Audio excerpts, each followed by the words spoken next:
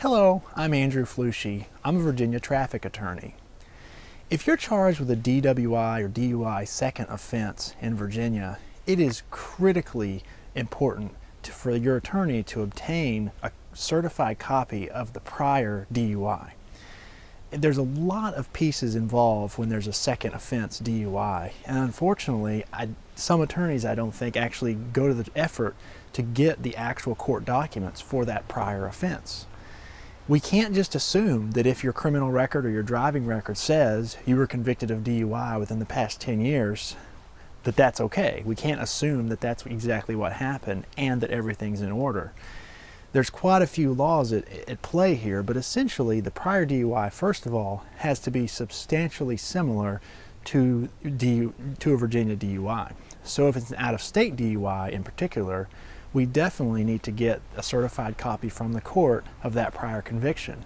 And we also need to get the actual law in effect at that time in that state, so we can analyze and determine if that law at that time is substantially similar to Virginia's DUI law.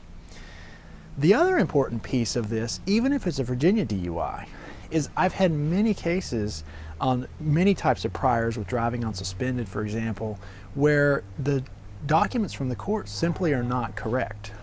The court will say it's one thing and DMV says it's another thing.